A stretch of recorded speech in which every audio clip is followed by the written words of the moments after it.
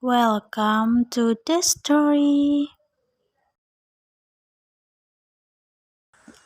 Kalahkan jin Ifrit, Abu Nawas bisa pindahkan istana raja ke atas gunung.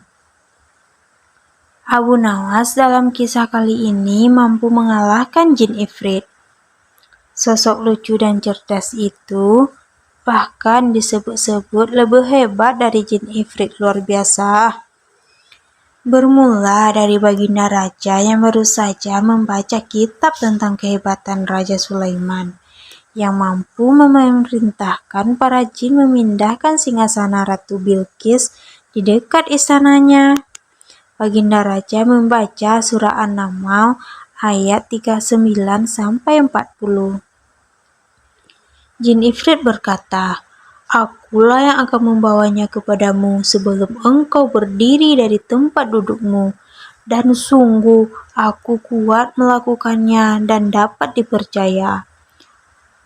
Seorang yang mempunyai kitab dari kitab berkata, "Aku akan membawa singgasana itu kepadamu sebelum matamu berkedip."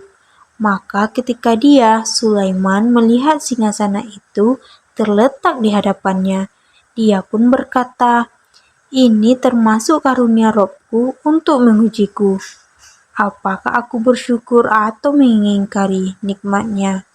Barang siapa bersyukur, maka sesungguhnya dia bersyukur untuk kebaikan dirinya sendiri. Dan barang siapa ingkar, maka sesungguhnya Robku Maha Kaya, Maha Mulia." Quran Surah An-Naml ayat 39-40.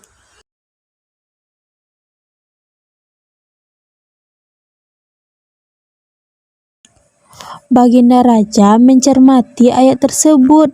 Jin Ifrit bisa saja dikalahkan oleh seorang ulama, berarti manusia lebih sakti daripada jin. Ulama di masa Raja Sulaiman lebih cepat memindahkan singgasana Ratu Bilqis dibanding jin Ifrit. Ulama itu mampu membawa singgasana ke hadapan Nabi Sulaiman sebelum dia mengedipkan mata. Sedangkan jin Ifrit hanya mampu membawanya ke hadapan Nabi Sulaiman sebelum dia bangkit dari tempat duduknya. Baginda raja tiba-tiba merasa tertarik. Hatinya mulai menggelitik untuk melakukan hal yang sama.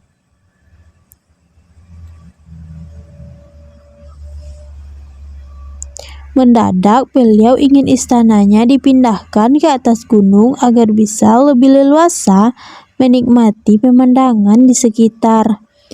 Bukankah hal itu tidak mustahil bisa dilakukan karena ada Abu Nawas yang amat cerdik di negerinya?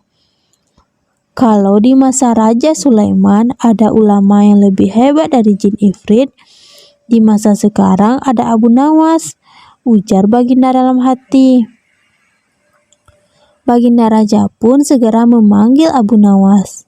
Setelah Abu Nawas dihadapkan, Baginda bersabda, "Sanggupkah engkau memindahkan istanaku ke atas gunung agar aku lebih leluasa melihat negeriku?"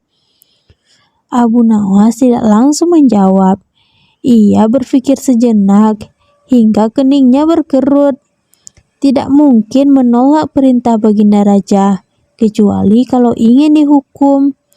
Akhirnya Abu Nawas terpaksa menyanggupi proyek raksasa itu. Ada satu lagi permintaan Baginda raja. Pekerjaan itu harus selesai dalam waktu 1 bulan. Karena kemampuanmu belum teruji, maka kamu punya waktu setengah bulan untuk melakukan permintaanku itu, ujar Baginda raja. Abu Nawas pulang dengan hati masyhur. Setiap malam ia hanya berteman dengan rembulan dan bintang-bintang. Hari-hari dilewati dengan kegundahan. Tidak ada waktu yang lebih berat dalam hidup Abu Nawas kecuali hari-hari itu. Tetapi pada hari ke-9, Abu Nawas tidak lagi merasa gundah gulana. Keesokan harinya, Abu Nawas menuju istana. Ia menghadap Baginda raja untuk membahas pemindahan istana. Dengan senang hati Baginda Raja akan mendengarkan apa yang diinginkan Abu Nawas.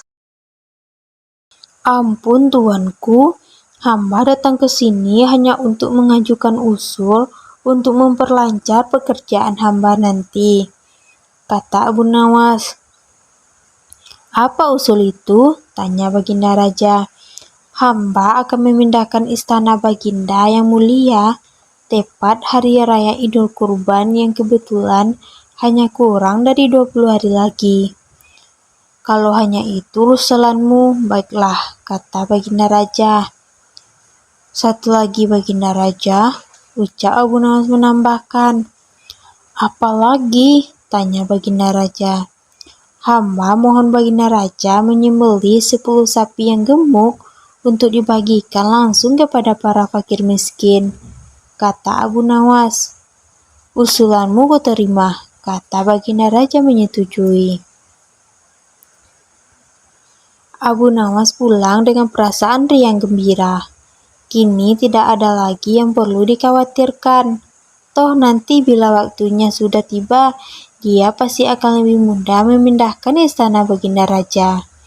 Jangankan hanya memindahkan ke puncak gunung, ke dasar samudra pun Abu Nawas sanggup. Desas-desus mulai tersebar ke seluruh pelosok negeri. Hampir semua orang harap-harap cemas. Tetapi sebagian besar rakyat merasa yakin akan kemampuan Abu Nawas. Sebab selama ini Abu Nawas belum pernah gagal melaksanakan tugas-tugas aneh yang dibebankan di atas pundaknya. Namun ada beberapa orang yang meragukan keberhasilan Abu Nawas ini. Saat-saat yang dinanti-nantikan tiba. Rakyat berbondong-bondong menuju lapangan untuk melakukan sholat Idul Kurban. Seusai sholat, 10 sapi sumbangan Baginda Raja disembelih, lalu dimasak, kemudian segera dibagikan kepada fakir miskin. Kini giliran Abu Nawas yang harus melaksanakan tugas berat itu. Abu Nawas berjalan menuju istana diikuti oleh rakyat. Sesampai di depan istana, Abu Nawas bertanya kepada Baginda Raja. Ampun Baginda Raja yang mulia, apakah istana sudah tidak ada orangnya lagi? Tidak ada, jawab Baginda Raja singkat. Kemudian Abu Nawas berjalan beberapa langkah mendekati istana. Ia berdiri sambil memandangi istana. Abu Nawas berdiri mematung seolah-olah ada yang ditunggu. Benar, Baginda Raja tidak sabar. Baginda Raja akhirnya tidak sabar. Abu Nawas, mengapa engkau belum juga mengangkat istanaku? Tanya Baginda Raja. Hamba sudah siap sejak tadi Baginda, jawab Abu Nawas. Apa maksudmu engkau sudah siap sejak tadi? Kalau engkau sudah siap, lalu apa yang kau tunggu? Tanya Baginda masih diliputi perasaan heran. Hamba menunggu istana Baginda Raja yang mulia diangkat oleh seluruh rakyat yang hadir untuk diletakkan di atas pundak hamba.